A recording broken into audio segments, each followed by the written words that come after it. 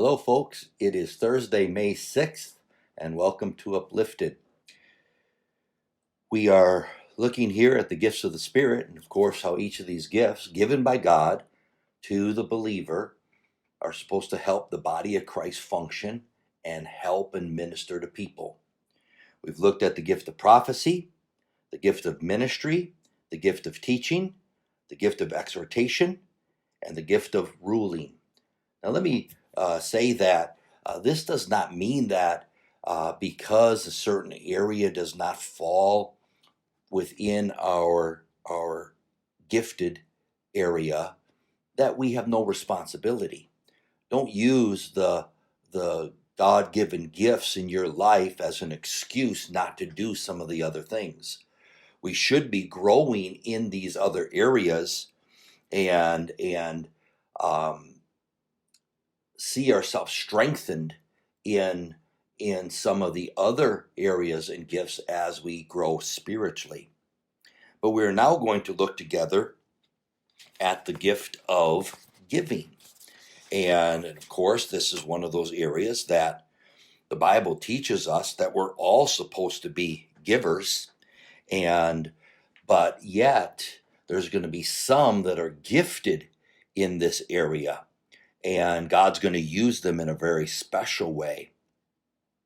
We see that the spirit of giving is one that God gives, and under his influence, the giver is going to be used by God to meet special needs in different ways. But we do understand that God does command all of us to be givers, just as God commands all of us to care for people or to be involved in some of the other aspects of the exercising of spiritual gifts. I'd like to read out of 2 Corinthians chapter number 9 for you. And, giving is one of those areas that I find that there's some folks that really struggle with giving and don't have a giving heart. And even some that say they don't believe tithing is New Testament. Well, the truth is, if you want to debate that, that's one thing. I do not agree with that. But the truth is, giving is New Testament.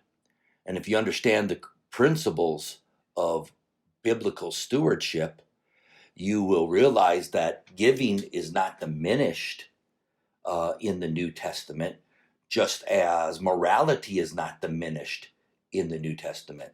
Of course, under the law, we were commanded, he says, thou shalt not commit adultery. And so now in the New Testament, under grace, adultery is not permitted. He actually goes to a higher level. In the Old Testament, thou shalt not commit adultery. In the New Testament, he says there, don't lust after another man's wife in your heart. When you do, you've already committed adultery. So has he raised the standard or lowered the standard? He's risen the standard. It's now a heart issue. He also teaches us in his word that in the Old Testament, thou shalt not kill, or not to murder. Well, in the New Testament, he again raises the standard and says, don't have hatred in your heart, because when you do, you've already committed murder in your heart. And so now we see this thing of giving. And in 2 Corinthians chapter number 9, he says in verse number 6, but this I say, he which soweth sparingly shall reap also sparingly, and he which soweth bountifully shall reap also bountifully. Now there's some other passages that we can look at about the law of sowing and reaping, and the truth is, if you understand the law of sowing and reaping, the one who has the opportunity to sow often a little reaps a great harvest, far more than you have sown. And so based upon the law of sowing and reaping, then he says in verse number 7, every man according as he purposeth in his heart. So as a man understands the law of sowing and reaping, if you have 10 uh, uh, kernels, 10 seeds, and those seeds are precious to you, and you decide you're going to, well, I will plant one of them. Well, you're going to reap more than you've sown. Now, if you believe that, you're going to take your seeds, and as many of them as you can spare, you're going to put back in the ground so you can have a greater harvest.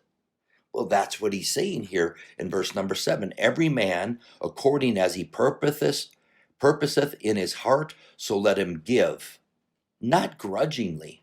Why would I have to sow grudgingly, knowing that there is a reaping that is going to come from this sowing that is far more than I have given? Not grudgingly, nor of necessity. That means not giving, well, I guess I have to give. I try to let our people know at the church, and I know some pastors who are very hesitant to let the people know that the church is doing well, because they think that if the people know the church is doing well, they're not going to give. Well, the fact is, I would much rather give to something that is doing well and is healthy than to keep pouring my heart and life into a sinking ship.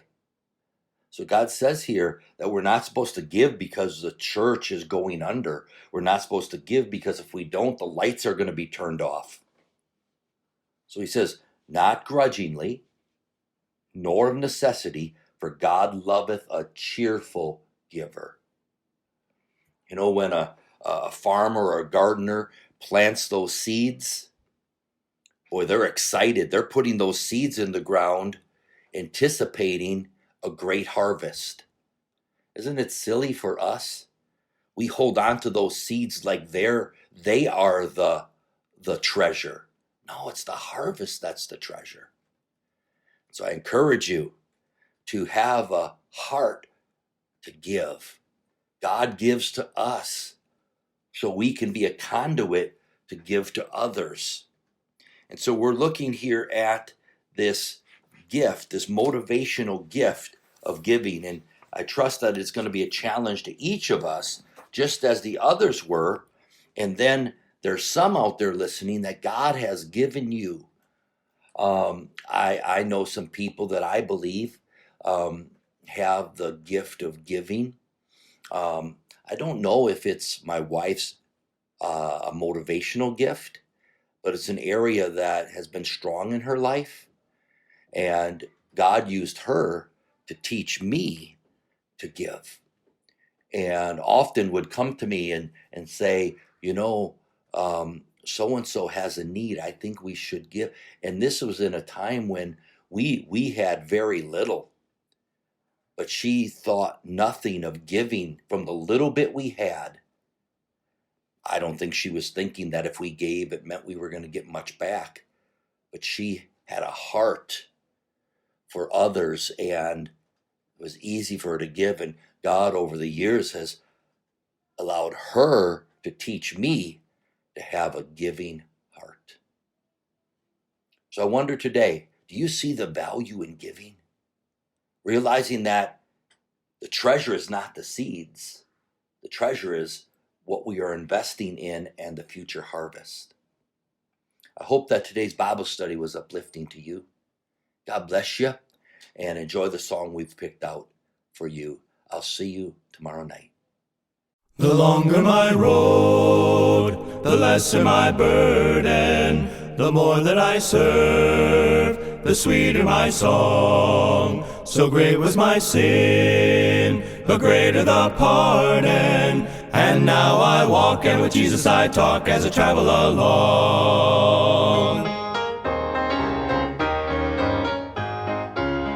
The journey here sometimes gets lonely as we are looking to the sky. But work for Him is growing easy ever since I realized the longer my road, the lesser my burden, the more that I serve, the the sweeter my song. So great was my sin, but greater the pardon. And now I walk, and with Jesus I talk as I travel along.